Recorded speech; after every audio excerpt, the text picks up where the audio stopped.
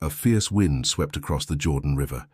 The sky burned with gold and crimson as the sun began to set, the moment between day and night, when the world itself seemed to hold its breath. Elisha stood there, his heart pounding like thunder in his chest. Before him walked Elijah, the prophet of fire, the man who had called down flames from heaven, who had defied kings and silenced false gods. And soon he would be gone. The river glistened before them, a barrier of destiny. Elijah struck it with his rolled-up mantle, and instantly the waters parted. A path of dry ground opened through the rushing torrent. Together they crossed to the other side, the sound of the river echoing behind them like a closing door. Once they reached the far bank, Elijah turned to him. His cloak shimmered under the last light of the sun. "Ask," he said, his voice deep and calm. "Ask what I shall do for you before I am taken from you." Elisha did not hesitate. His eyes burned with conviction. "I pray, let a double portion of your spirit be upon me."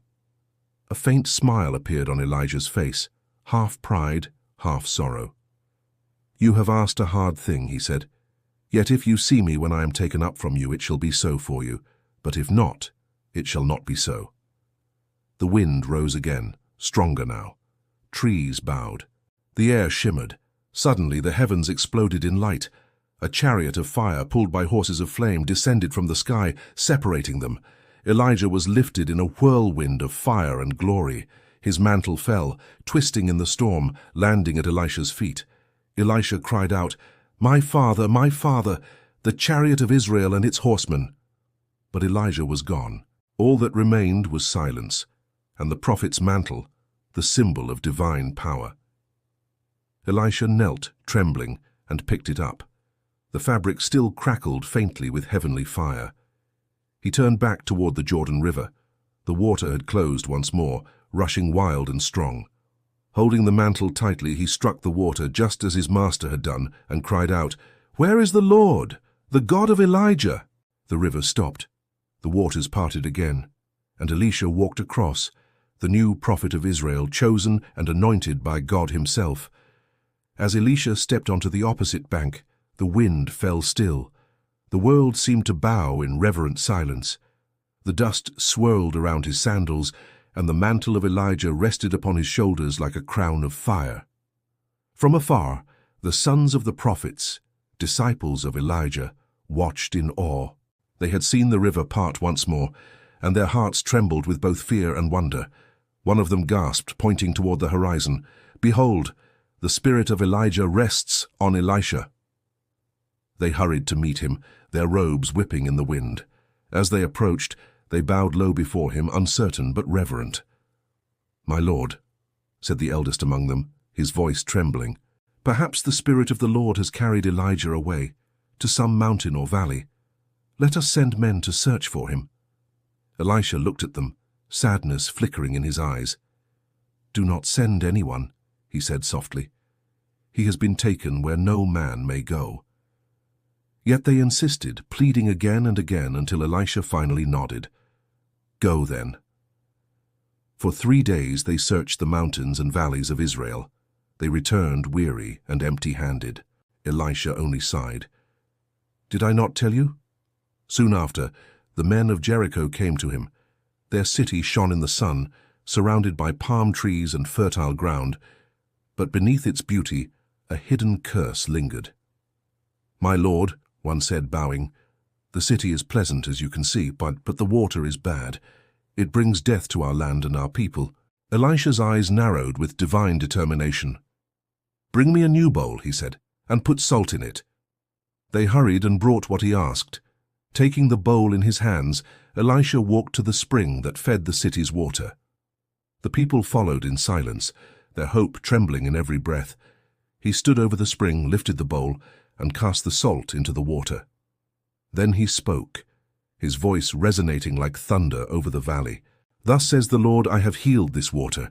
Never again shall it cause death or barrenness." The people stared in disbelief. They tasted the water, fresh, pure, sweet. Life flowed once more through the veins of Jericho. A murmur of awe spread among the crowd. The news raced through Israel.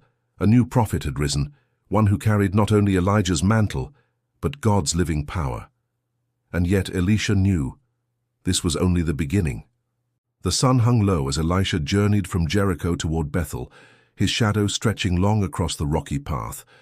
The people of Jericho had blessed him, yet he felt the weight of his calling pressing deeper on his soul. Every step reminded him he no longer followed the prophet, he was the prophet. The road climbed into the hills, and from a distance Bethel shimmered, a city proud, filled with idols and arrogance. It had once been a place of worship, but now its altars were desecrated by false gods and empty hearts. As Elisha approached, a band of young men, not mere children, but insolent youths, mocking and cruel, came out from the town. Their laughter echoed through the trees. "Look," one shouted, pointing mockingly, "it's the bald prophet." Another sneered, "Go up, you bald head! Go up, like your master Elijah!" Their jeers grew louder, their voices venomous. They taunted him, not only mocking his appearance but blaspheming God's power, daring the Lord to take Elisha as he had taken Elijah. Elisha stopped. The air grew heavy. His eyes burned with a fierce light, not anger but holy sorrow. He turned slowly toward them and said nothing for a long moment. Then, in the name of the living God, he spoke. "You have mocked the Lord, not me." He lifted his gaze toward the forest that flanked the path. Suddenly, two great bears burst from the trees, roaring like thunder. The ground trembled beneath their charge.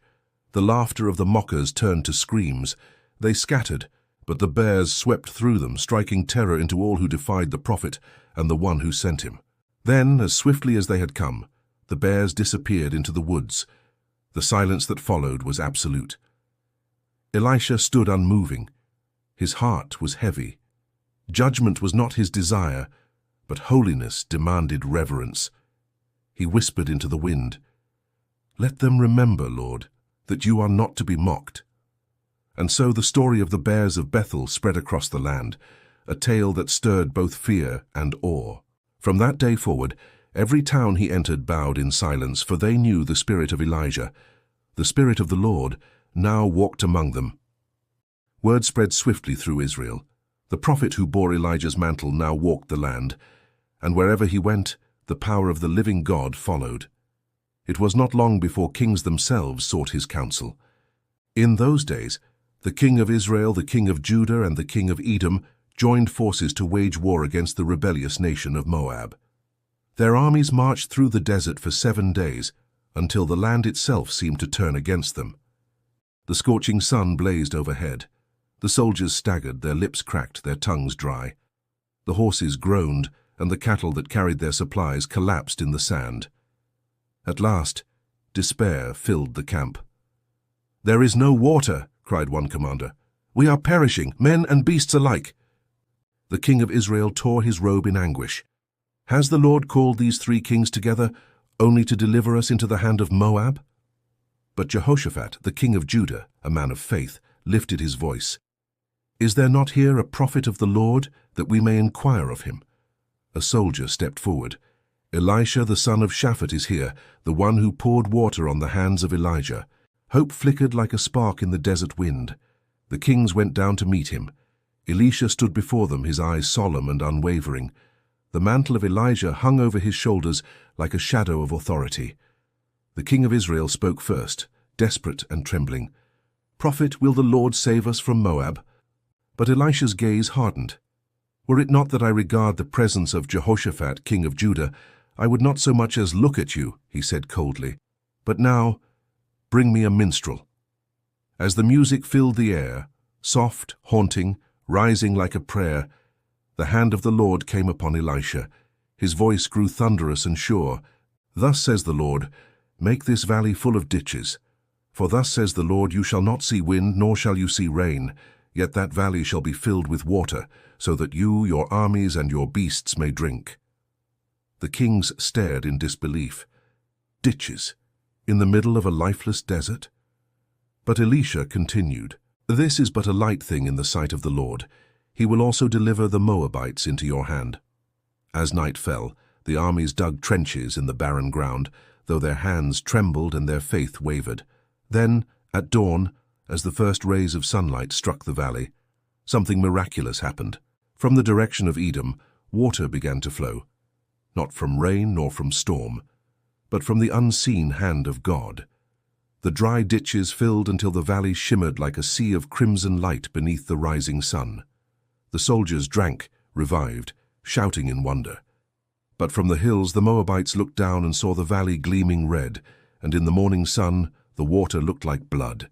"Behold," they cried, "the kings have slain one another. Now to the spoil, Moab." They charged down recklessly, straight into the waiting armies of Israel, Judah, and Edom. The desert echoed with the clash of swords and the cries of victory. The word of the Lord had come true. The morning after the battle, the land of Israel was filled once again with tales of Elisha's power. But far from kings and soldiers, in a small, humble village, another story was quietly unfolding. A widow, poor and weary, sat weeping before an empty jar. Her 2 sons watched her in silence, their faces hollow with fear. The creditors were coming, and if she could not pay her debt, they would take her children as slaves. She clutched her hands together and whispered through her tears, "Oh Lord, I have nothing left." Then someone in the village spoke softly, "Elisha the prophet is near. Seek him, for the God he serves never abandons the faithful." Hope flickered faintly in her heart. She rose and went to find him. When she came before the prophet, she fell to her knees. "My lord," she cried, "your servant, my husband, is dead. You know he feared the Lord, but the creditor has come to take my 2 sons to be his slaves." Elisha's eyes softened. "Tell me," he said gently, "what do you have in the house?" "Nothing," she whispered, "except a small jar of oil." Elisha nodded slowly, as though hearing the whisper of heaven. "Go," he said, "borrow empty vessels from all your neighbors, not just a few. Then go inside, shut the door behind you and your sons, and pour into all those vessels, and when each is full, set it aside." The widow blinked in disbelief. "Pour? From my 1 jar?" Elisha simply smiled. "Do as the Lord has said."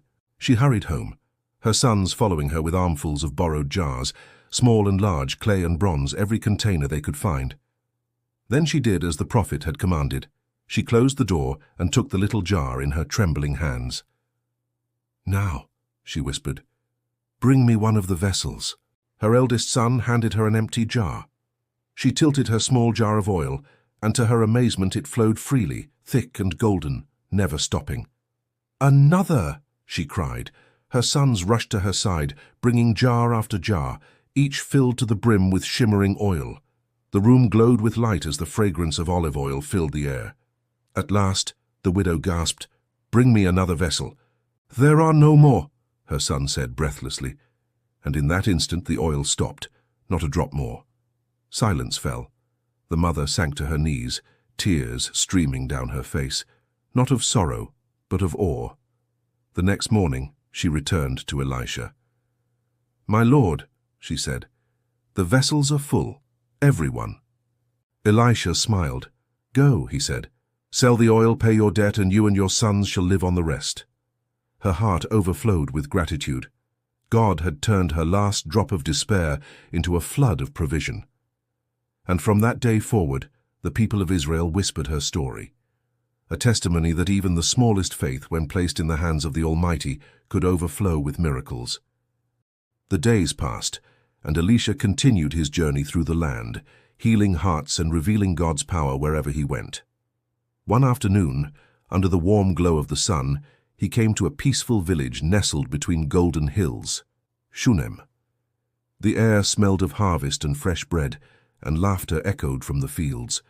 As Elisha walked along the road, a noble woman noticed him. Her eyes were kind but discerning. She saw in him more than a weary traveler. She saw a man of God. "My lord," she said, approaching with humility, "please come and eat some bread." Elisha accepted, and that day he dined in her home, a place filled with warmth, respect, and quiet faith.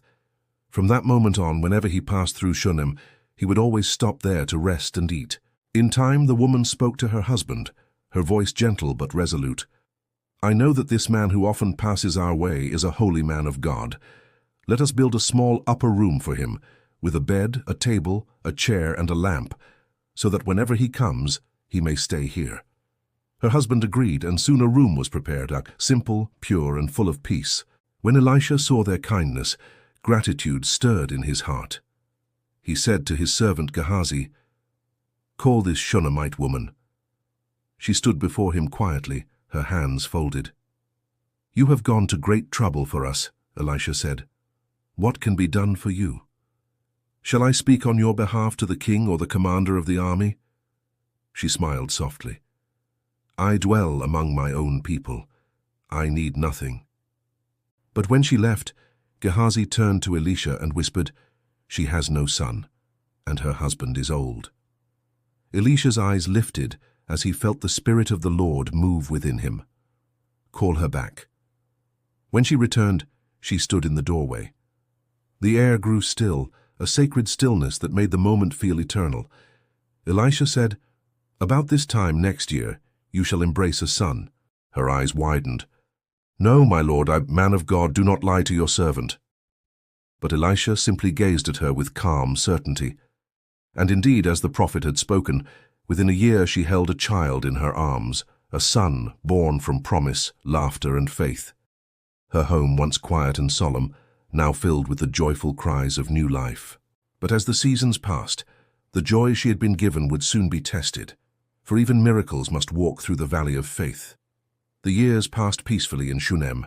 The boy grew strong and bright, his laughter filling the house that once knew only silence. The woman often watched him playing in the fields with his father, the sun lighting his hair like gold.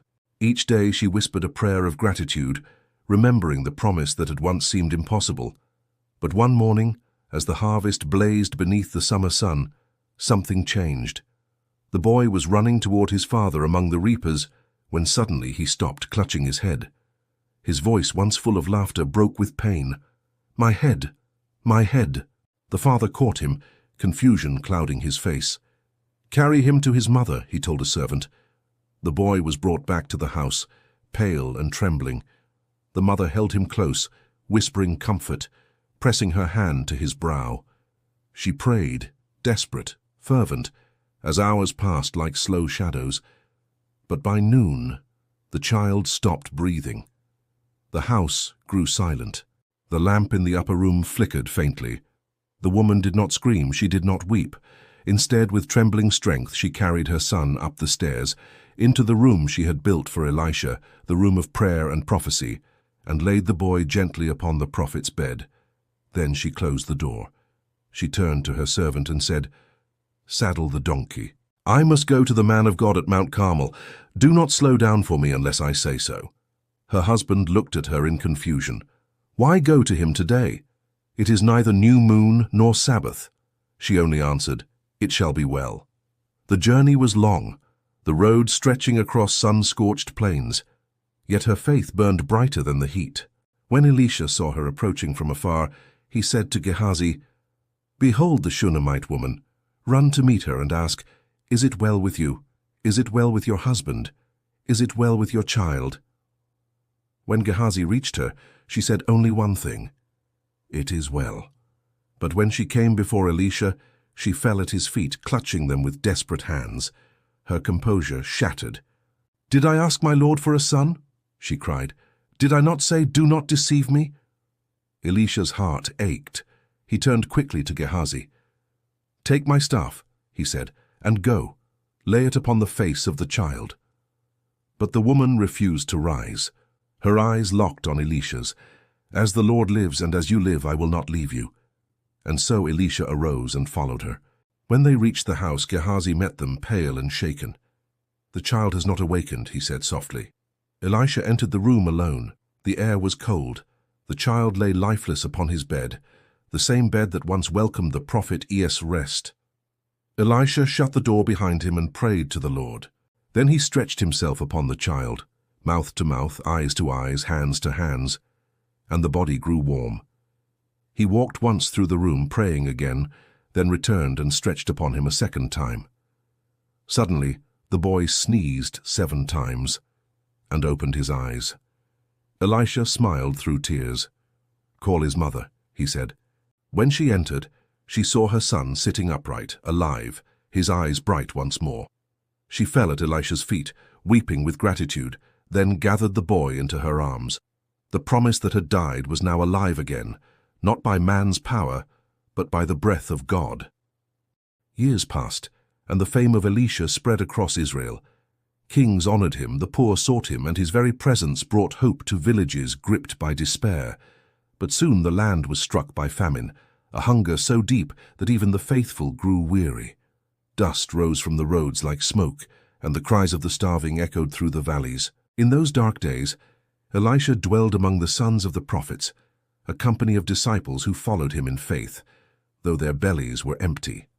One afternoon, as the sun burned dimly through a veil of dust, Elisha stood among them and said, "Set the large pot on the fire and boil stew for the sons of the prophets." The men obeyed, though they had little to fill the pot. One of them went out into the fields and found a wild vine, its branches thick with unfamiliar gourds. He gathered them in his cloak and brought them back, slicing them into the pot without knowing their nature. Soon the stew was ready, steaming and fragrant. They served it eagerly, but the moment the first spoonfuls touched their tongues, cries of horror rang out. "Man of God!" they shouted. "There is death in the pot!" The men stumbled back, their faces pale, the taste of poison burning their mouths. But Elisha stood calm, his eyes fixed on heaven. "Bring me flour," he said. A servant ran to fetch it, and Elisha took the handful of flour, ordinary, simple, pure, and cast it into the boiling pot. "Now," he said, "pour it out for the people, that they may eat." They hesitated but obeyed. Slowly, one by one, they tasted the stew again, and their fear turned to awe. "It is healed," one cried. "It is safe," another shouted. The food that had been death became life, by the hand of faith. Later that same day, as the shadows of famine still lingered, a man came from Baal-Shalisha, carrying a small offering, 20 loaves of barley bread and a few ears of grain. He laid them before Elisha, saying, "These are for the man of God." Elisha turned to his servant and said, "Give it to the people that they may eat."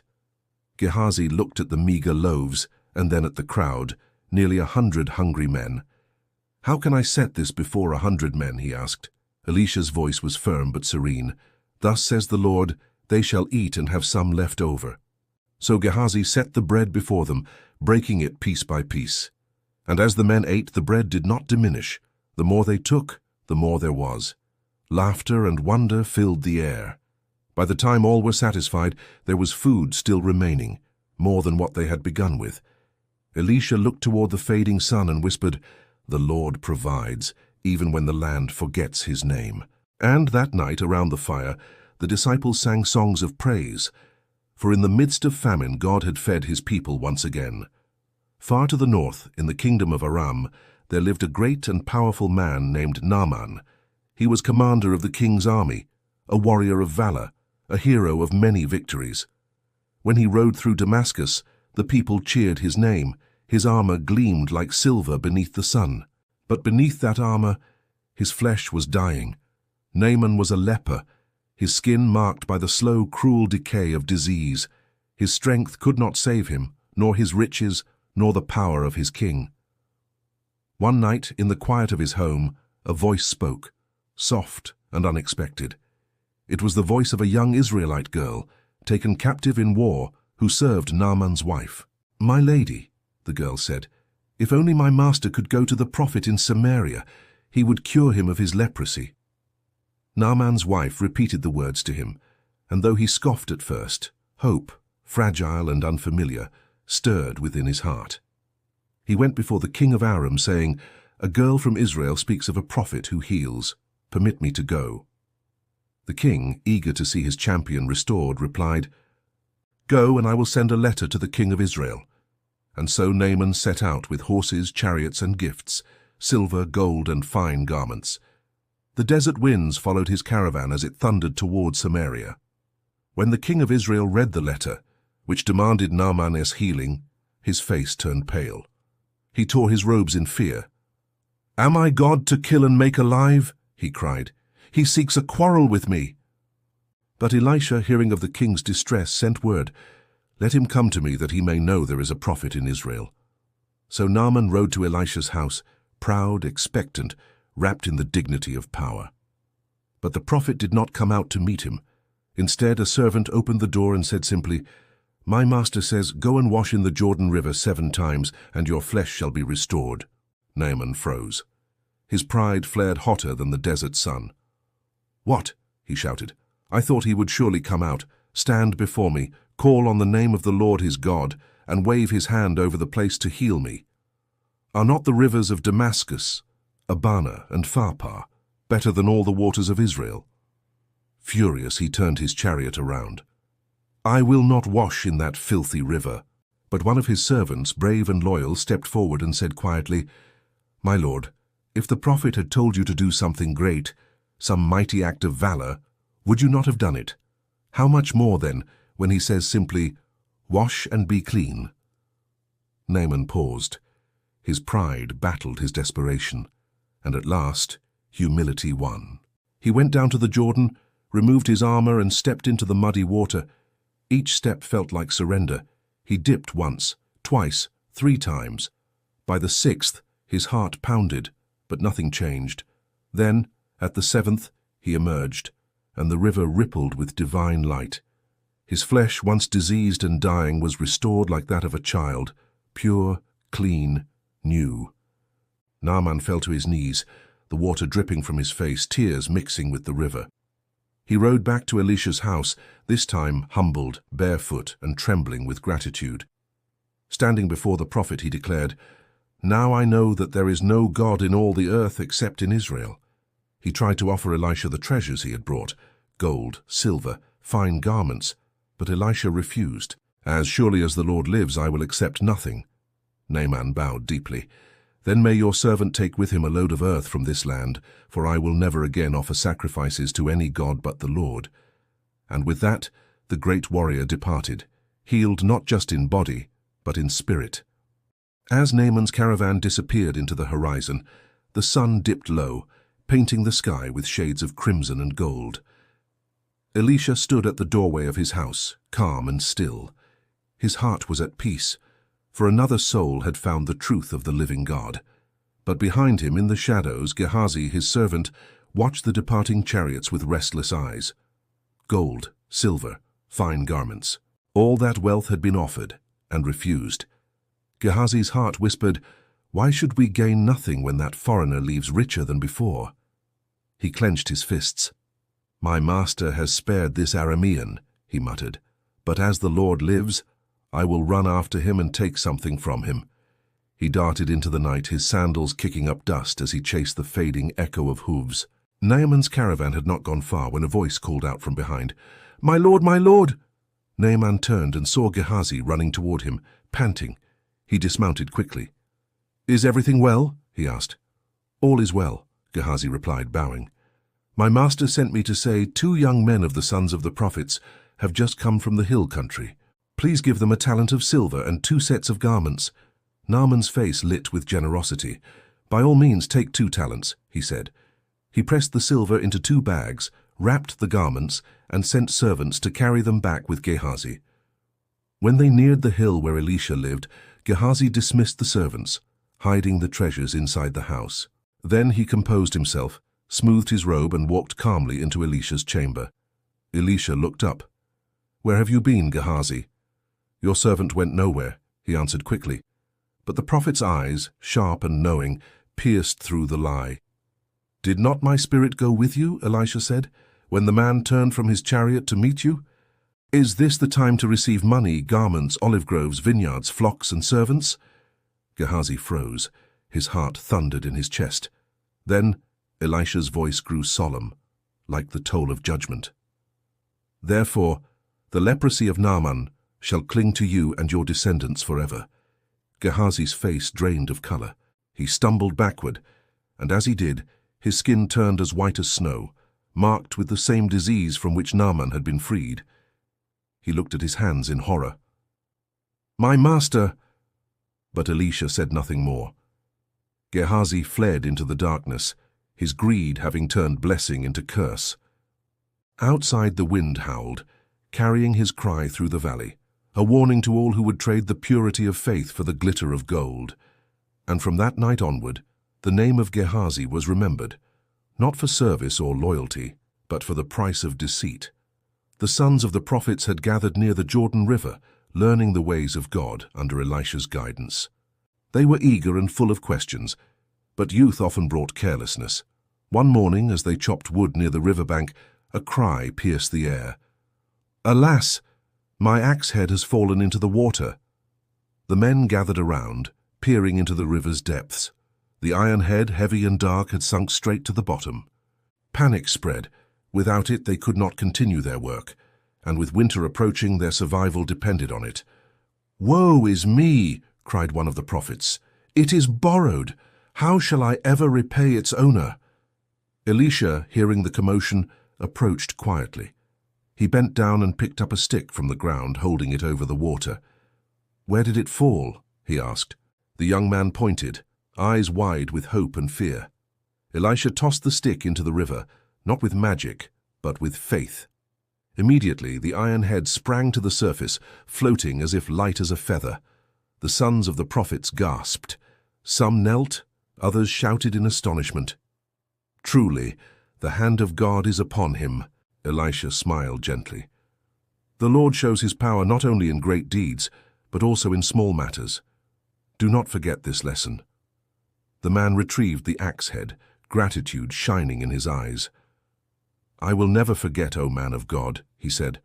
"Nothing is impossible for the Lord." Elisha watched as the disciples returned to their work, hearts lifted and minds awakened. Even in the smallest tasks, God's care and power were evident. And so the river whispered a secret, a reminder that even iron could rise when touched by faith, and that no need was too small for God to notice. As the sun climbed higher in the sky, Elisha called the men to gather. "Prepare yourselves," he said, "for the days ahead will test both your courage and your trust. The Lord has many wonders to reveal, but only to those who follow him with unwavering hearts." Early one morning, Elisha awoke in Dothan, where he had lodged with the sons of the prophets. The city slept under a blanket of mist, unaware that danger was creeping ever closer. A massive army of Aramite soldiers had encircled the city under cover of darkness, intent on capturing the prophet. Their banners stretched across the hills, and the clatter of armor whispered of imminent death. Elisha's servant, young and fearful, rushed to him, trembling. "My lord, what shall we do? They are all around us." Elisha turned calmly, his eyes piercing through the veil of fear. "Do not be afraid," he said. "Those who are with us are more than those who are with them." The servant looked around, confused. "But we see only men, my master. How can we fight them?" Elisha prayed quietly, then said, "Open his eyes, Lord, that he may see." The servant's eyes blinked, and suddenly the world revealed a secret dimension. Around the city, mountains and valleys shimmered with light. Thousands upon thousands of chariots of fire, horses of flame, and angelic warriors filled the hills, invisible to ordinary sight. The Aramite army, mighty as it seemed, was surrounded, powerless before the heavenly host. Elisha laid his hand on the servant's shoulder. "See, the Lord protects his prophet. Their strength is nothing compared to his. Fear not, for we are shielded by his armies." Then, with a voice like rolling thunder, Elisha prayed aloud, "Strike them with blindness, O Lord." In an instant the Aramites stumbled. Confused and terrified, they could not see a thing, the hills, the city, or even each other. They wandered blindly, falling over rocks and one another. Elisha led them gently into the heart of the city. "This is the way," he said. "Walk here." And so the blinded soldiers, completely at the mercy of God's prophet, were brought before the king of Israel, none able to resist or fight. When their eyes were finally opened, they were astonished. The city that seemed vulnerable moments before had been protected by invisible forces. Some fell to their knees in awe, others fled in fear. The servant, wide-eyed and shaken, whispered, "Truly, my master, the Lord fights for his people even when we cannot see him." Elisha nodded. "Remember this vision," he said. "Faith is seeing with the heart, not just with the eyes. For God's protection surrounds those who trust him completely." And in that moment, the city of Dothan knew peace. guarded by both mortal courage and the unseen armies of heaven. Word of Elisha's miracles had spread far and wide, reaching even the humblest villages. One day, a widow woman arrived at his home, tears streaking her dusty face, clutching her children close. "My lord," she cried, "your servant's husband is dead. A creditor has come for the debt he left behind. If I cannot pay, he will take my sons as slaves." Elisha's eyes softened, and he asked, "What do you have in your house?" "Nothing, my lord," she said, her voice shaking, "except a small jar of oil." Elisha smiled gently. "Go, borrow empty vessels from all your neighbors, as many as you can, then go inside and pour your oil into each vessel. Set aside each one as it fills. When finished, sell the oil, pay your debt, and you and your sons may live on the remainder." The widow obeyed, though her heart wavered with doubt. She gathered jars of every size, tall ones, short ones, wide ones, borrowing from neighbors who watched in wonder. She poured her tiny jar into the first vessel. Nothing seemed to happen. But as she moved to the second, the oil kept flowing. On and on she poured, and every jar was filled to the brim. When she had finished, not a drop remained in her little jar, but every vessel was brimming with golden oil. The villagers gasped in astonishment. "Truly, God has blessed her," they whispered. The widow hurried to the market selling the oil. She paid the debt in full, and with the remaining wealth she could feed her children and live in safety. Her heart overflowed with gratitude. She returned to Elisha and bowed deeply. "My lord, the Lord has provided beyond what I could imagine. Truly, you are his servant." Elisha placed a hand gently on her shoulder. Faith and obedience unlock the power of God. Even the smallest gift offered with trust becomes a miracle.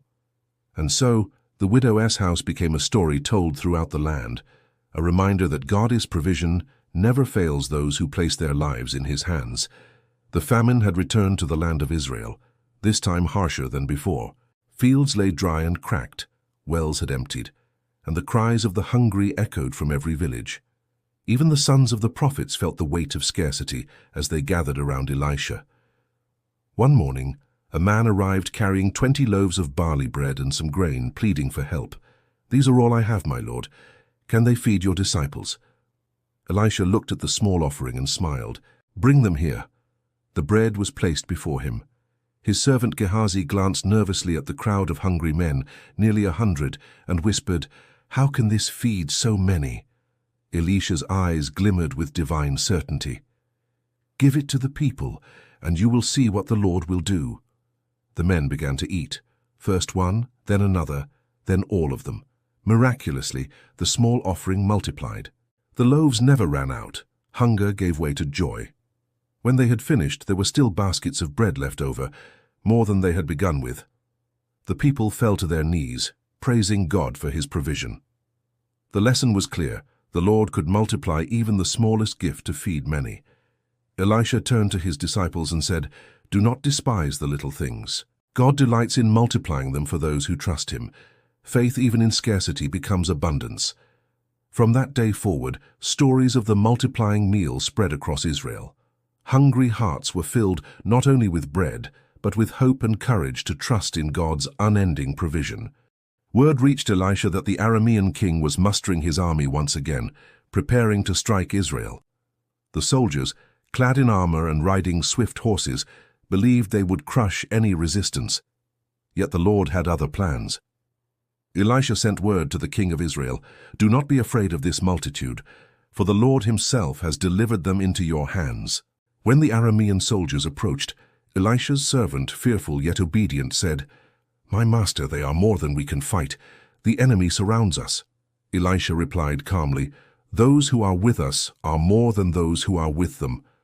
Open his eyes, Lord, that he may see." The servant's eyes were opened, and he beheld an awe-inspiring vision. Mountains and hills filled with horses and chariots of fire, angels armed for battle, surrounding the city. Meanwhile, the Aramean army, confident and unseeing, marched toward their trap. Elisha prayed, and suddenly they were struck with blindness. Stumbling and disoriented, they could not see the land, the city, or even each other. Elisha led them gently by the hand into Samaria, the capital of Israel, where the king awaited. Only when they were in the city did their sight return, and they realized they were at the mercy of God's people. The king of Israel asked, "Shall we strike them?" Elisha said, "No. Feed them, and send them back to their master. The Lord's mercy, not our sword, shall prevail today."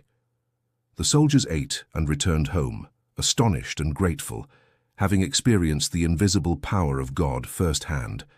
The people of Israel marveled, and the name of Elisha spread even farther, not only as a healer and miracle worker, but as a guardian of nations, a prophet whose faith could shape history.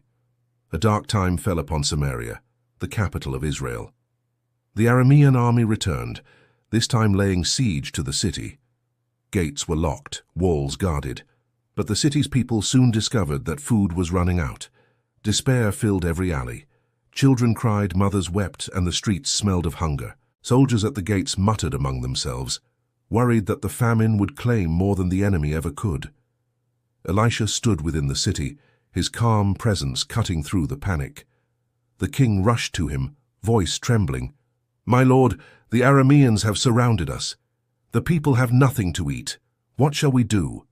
Elisha said simply, "Bring me a large pot and some stew. Put it on the fire for the sons of the prophets." A servant ran to gather what little remained in the storerooms, some vegetables, some herbs and water, but nothing substantial. As the stew boiled, the prophets gathered eagerly, hoping for relief. They tasted it and recoiled. The stew had been made hastily from wild herbs and bitter roots. Its taste was poisonous. "Man of God," they cried, "there is death in the pot." Elisha's voice was steady. "Bring me some flour." The flour, simple and ordinary, was thrown into the pot. At once the stew became safe to eat, nourishing and warm. The sons of the prophets ate with gratitude, marveling at the transformation. Elisha said, "Faithfulness and obedience bring life where death was near. Even the smallest provision can become a miracle in the hands of God." Word spread throughout the city. Fear turned to hope. Though the siege continued, the people knew that God himself was with them, providing life where there seemed to be none. The Aramean army, smarting from their last failure, sought to strike Israel once more. They moved under cover of darkness, determined to capture the city of Samaria by surprise. Elisha, however, was not caught unaware. As he sat in his chamber, the Spirit of the Lord revealed to him the entire plan of the enemy. He turned to Gehazi and said, "Prepare the king, for the Arameans hide in the hills, waiting to ambush us tonight." The king of Israel, weary and anxious, asked, "How can we overcome them? They are strong and numerous." Elisha replied, "Do not fear. God will deliver them into your hands." That night the king sent scouts to follow Elisha's instructions. They found the Aramean camp exactly as the prophet had said, horses tied, tents quietly pitched, and soldiers sleeping under the stars. Before dawn, the king's army, guided by Elisha's wisdom, surrounded the camp. When the Arameans awoke, confusion and fear overtook them. They had expected to strike a city at ease, but instead found themselves trapped, surrounded by forces they could not understand. Elisha's servant Gehazi, standing nearby, whispered, "Truly the Lord fights for Israel, and even the bravest cannot prevail against his will." The king gave the order. No one was to be harmed unnecessarily. The soldiers were taken captive, bound, and sent back to Aram with a message. God protects his people, and no weapon formed against them shall prosper. The people of Israel celebrated.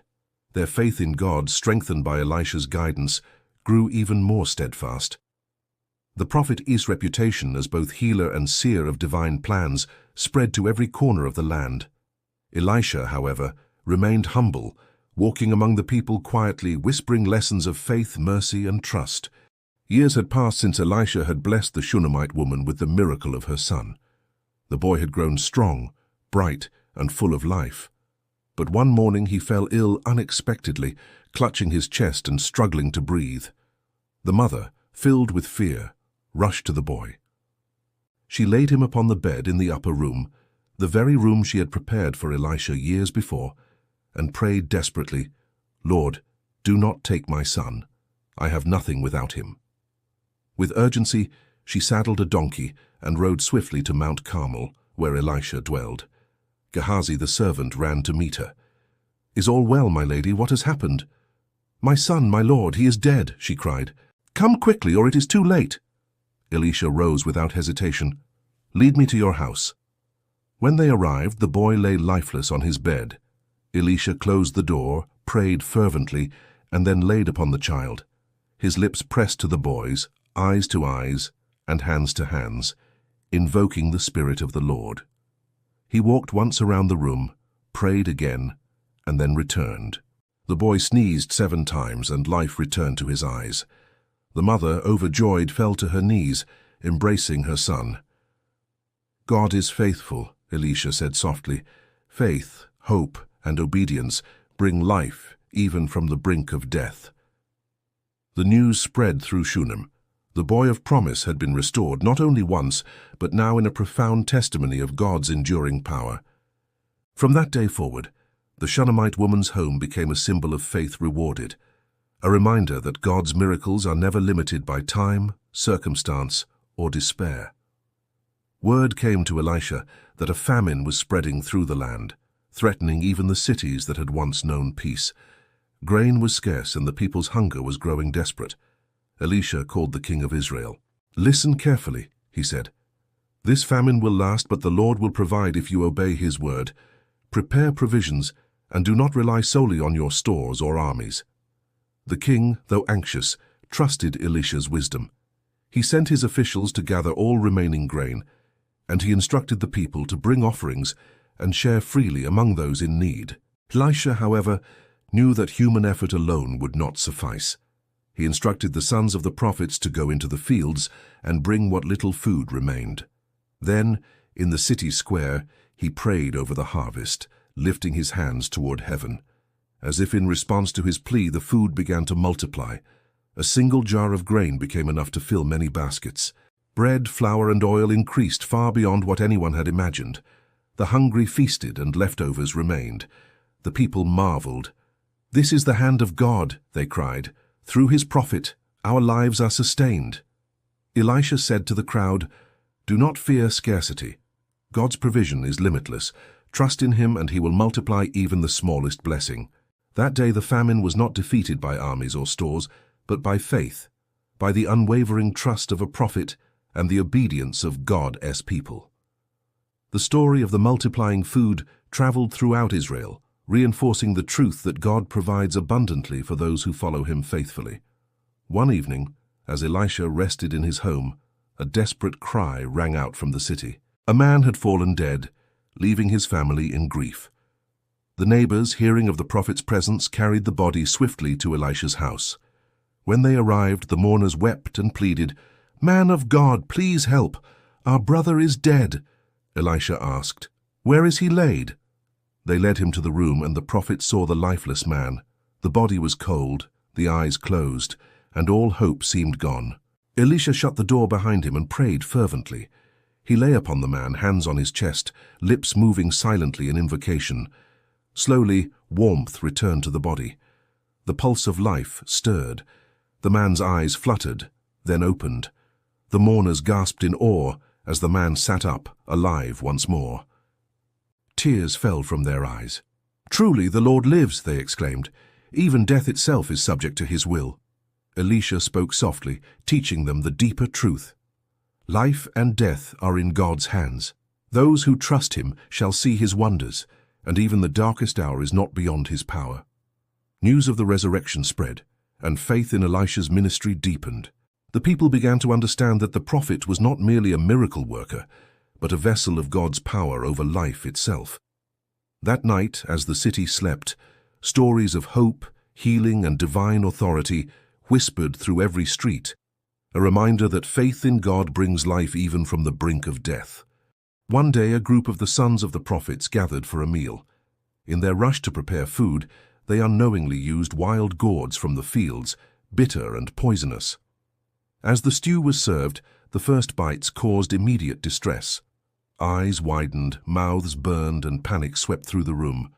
"Man of God," one cried, "the stew is poisonous. We shall die." Elisha remained calm. "Bring me some flour," he instructed. A handful of ordinary flour was added to the boiling pot. The moment it touched the stew, the bitter taste vanished, replaced with warmth and nourishment. The men ate, amazed and relieved, and none were harmed. Elisha turned to them and said, "The Lord can take the smallest thing and make it life-giving. Obedience and faith bring safety, even from hidden dangers." This miracle became a lasting lesson for the disciples. The care of God extends to the smallest details of life. No danger is too hidden, no blessing too small, for his hand to guide. Word of this incident spread quickly, and the people of Israel marveled at how the Lord, through his prophet, preserved life and provided wisdom in every circumstance. Years had passed since the Shunammite woman's son was first restored. One day, while playing near the fields, the boy suddenly fell ill. His mother's heart sank as he struggled to breathe, and despite her prayers, he became lifeless in her arms. With desperate urgency, she mounted her donkey and rode to Elisha at Mount Carmel. Gehazi, the servant, ran to meet her along the way. "Is it well with you? Is it well with your child?" he asked. The mother, her voice trembling, said only, "All is not well. My son is dead. Come quickly." Elisha rose immediately. "Lead me to your home," he commanded. When they arrived, the boy lay lifeless upon the bed in the upper room, the very room she had built for Elisha long ago. The prophet shut the door, prayed fervently, and then stretched himself upon the child, placing his mouth on the boy's, eyes on eyes and hands upon him. He walked back and forth, praying silently, then stretched upon the boy a second time. Suddenly the child sneezed 7 times and opened his eyes. The mother fell upon the prophet's feet, tears of joy streaming down her face. She embraced her son, who now breathed and smiled once more. Elisha whispered, "Faith, trust and obedience bring life, even from the brink of death. God's power is limitless for those who serve him." The miracle became a testament to all Israel that God, through his prophet, could restore life, heal the broken, and fulfill promises, even in what seemed like impossible circumstances. The famine had returned to the land once more, and the sons of the prophets gathered with heavy hearts. Supplies were low, and many feared that the people would go hungry again. One day a man brought a small offering, 20 loaves of barley bread and some grain. He approached Elisha humbly, asking, "Will this be enough for your disciples?" Elisha smiled. "Bring it here, give it to the people, and you will see what the Lord will do." Gehazi, observing the small quantity, whispered doubtfully, "How can so little feed 100 men?" Elisha replied with quiet assurance, "Do not doubt the Lord." The bread was distributed, and the men began to eat. To everyone's amazement, the loaves multiplied in their hands. No one went hungry. By the time the meal ended, there were leftovers, more than enough to satisfy all who had gathered. The people rejoiced, praising God for his mercy and provision. "Truly, the Lord sustains his people," they said. "Even the smallest gift becomes abundant in his hands." Elisha turned to the disciples and said, "Faith is the key. Trust in God's provision, and he will multiply what seems insufficient." This miracle became a story that spread across Israel, reminding everyone that God's hand is never short, and his blessings can turn scarcity into plenty. In the land of Aram, Naaman, the mighty commander, suffered from leprosy. His fame was great, his victories many, but his pride and wealth could not heal his body.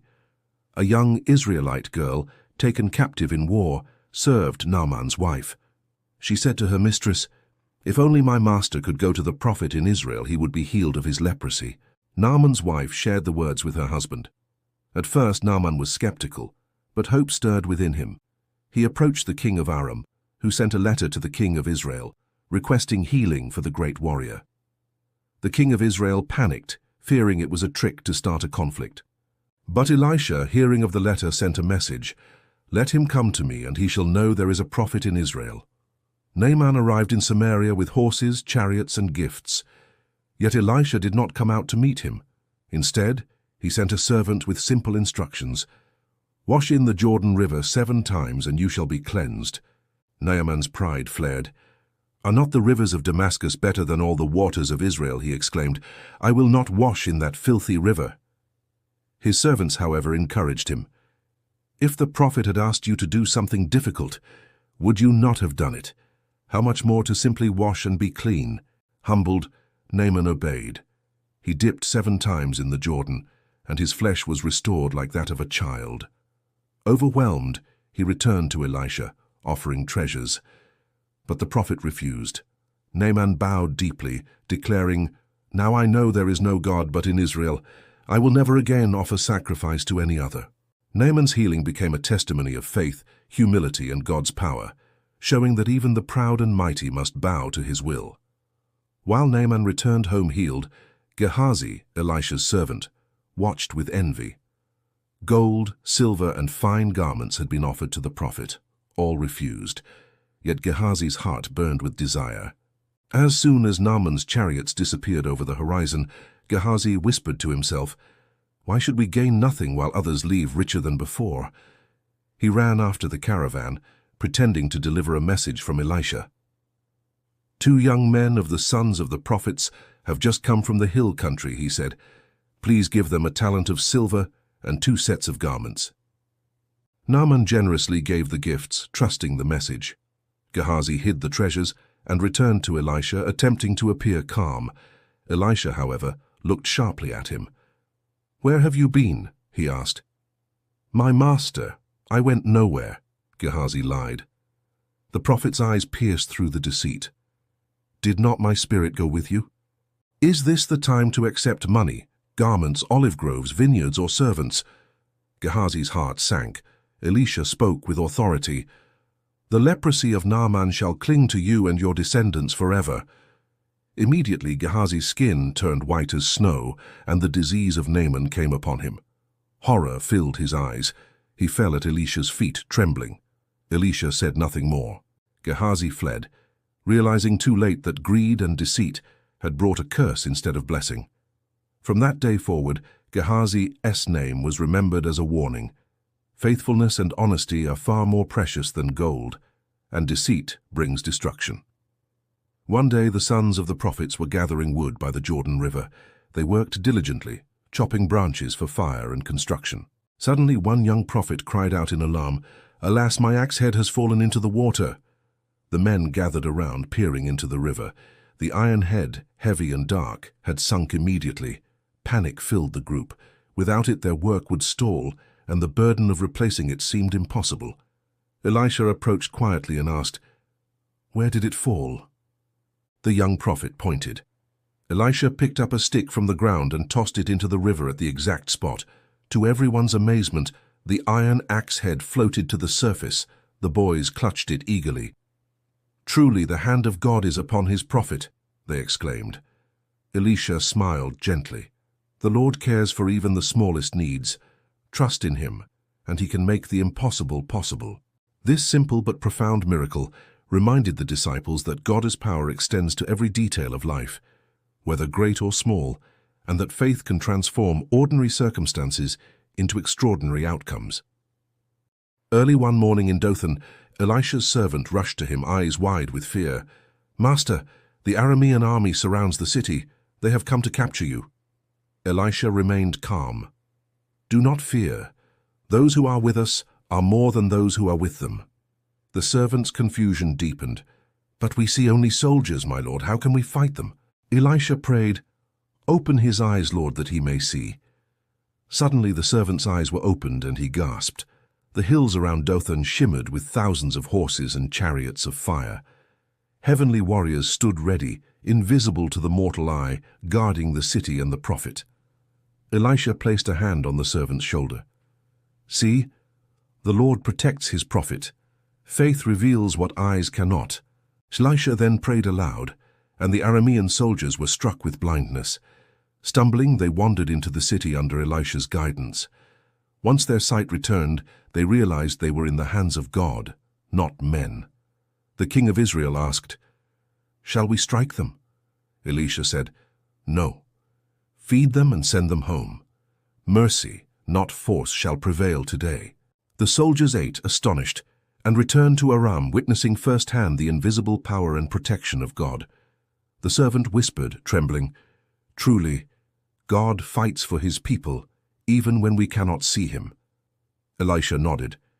Faith sees beyond what the eyes perceive. Trust in the Lord always. A widow came running to Elisha, tears streaming down her face, clutching her children. "My lord," she cried, "my husband is dead. A creditor comes to claim what we owe.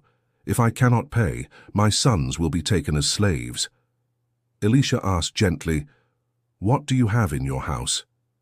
"Nothing, my lord, except a small jar of oil," she replied. Elisha smiled. "Go, borrow empty vessels from your neighbors and as many as you can. Then go inside and pour your oil into each vessel. Set aside each one as it fills. When finished, sell the oil, pay your debt, and live on the rest." The widow obeyed, gathering jars from neighbors. She poured her small amount of oil into the first vessel. It filled completely. She poured into the second, third, and every jar she had borrowed. Miraculously, the oil kept multiplying until every vessel was full. She hurried to the market, sold the oil, and paid her debt. With the remainder, she could provide for her children and live in peace. The miracle became a lasting story. Even the smallest gift offered in faith becomes abundant in the hands of God. Elisha said to her, "Obedience and trust in the Lord unlock his provision. Fear not, for he will provide for all your needs." The widow returned home, her heart filled with gratitude, her children safe, and her faith strengthened for a lifetime. During a time of famine, the sons of the prophets prepared a meal in their dwelling. They gathered wild gourds from the fields, unaware that these bitter vegetables were poisonous. As the stew was served, the men tasted it and immediately cried out in alarm. "This stew is deadly, we will die." Elisha remained calm. "Bring me some flour," he instructed. The flour, plain and ordinary, was added to the boiling pot. Instantly, the stew became safe to eat, nourishing and warm. The men ate with relief, amazed at the transformation. Elisha turned to them and said, "Even the smallest provision can become life-giving through faith. God cares for all details, protecting his people from hidden dangers." The disciples marveled, understanding that God's wisdom and provision extend to every aspect of life. This miracle became a lesson in trust, obedience, and God's attentive care, showing that nothing is too small or too dangerous for his power to protect and provide. The Aramean king, frustrated by repeated failures, planned yet another attack on Israel. He gathered his forces in secret, confident that this time he would succeed. Elisha, however, knew the enemy's movements. He told the king of Israel, "Do not fear, the Lord has revealed their plans to me.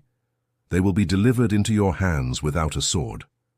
The king, weary and anxious, trusted the prophet's word. Elisha sent instructions to position scouts and prepare the city for the enemy's arrival.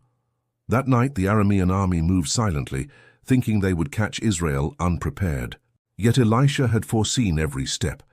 The soldiers were struck with blindness, stumbling over rocks and trees, utterly disoriented. Elisha led them by the hand into Samaria.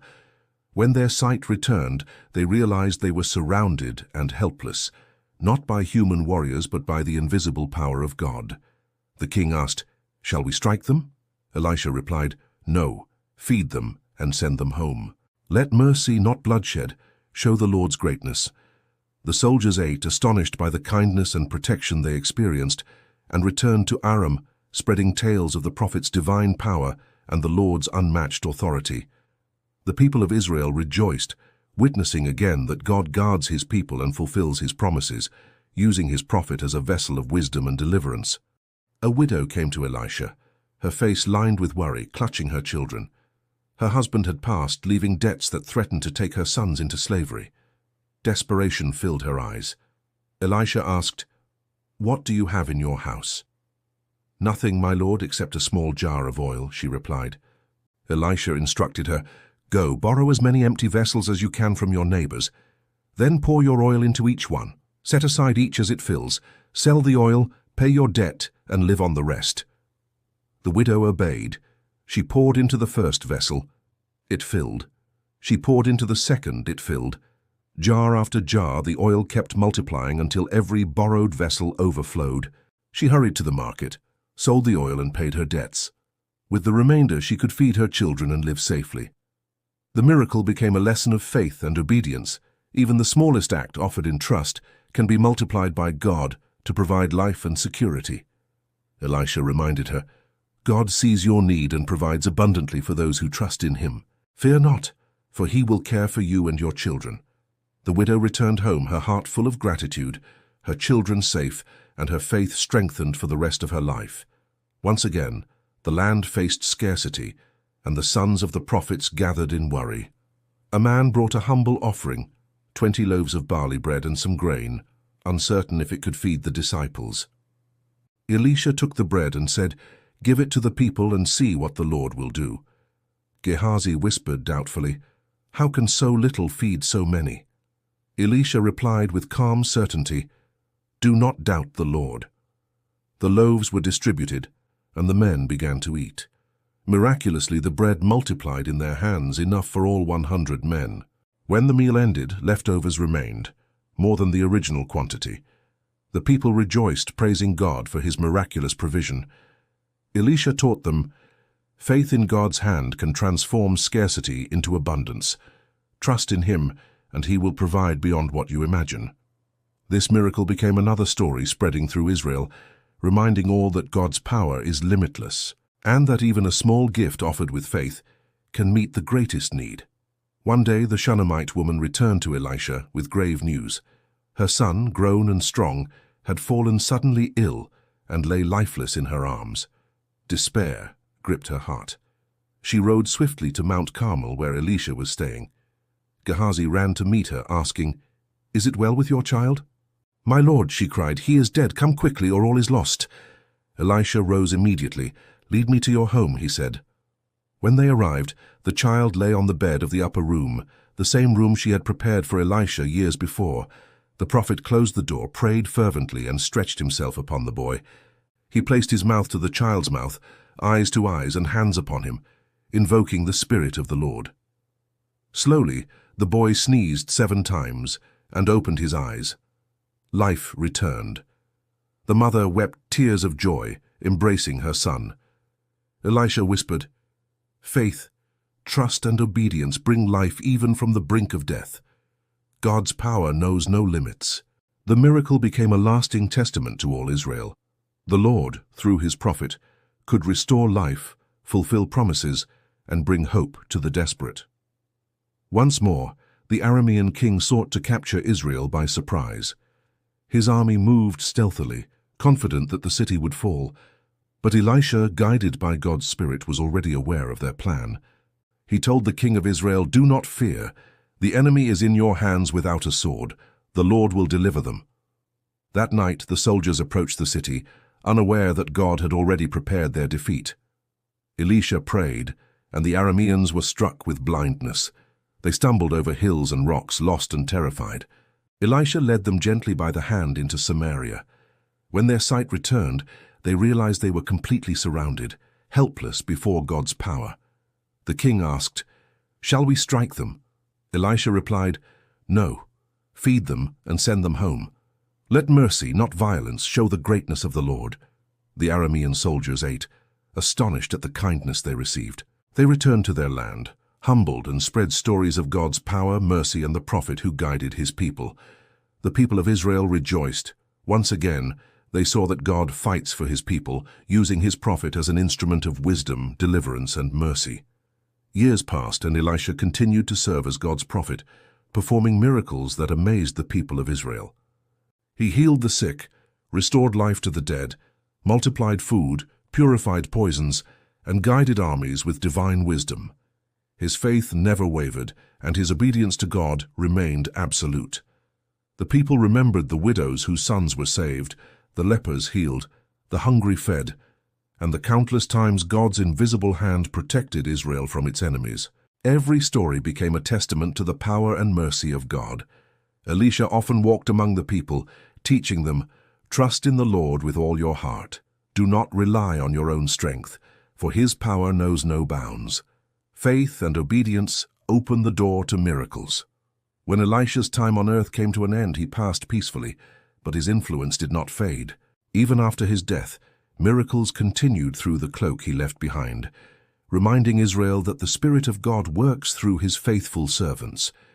His life became a beacon of hope, a story of faith, courage, obedience, and divine power. Generations would remember him not only as a prophet, but as a man whose unwavering trust in God shaped the destiny of a nation.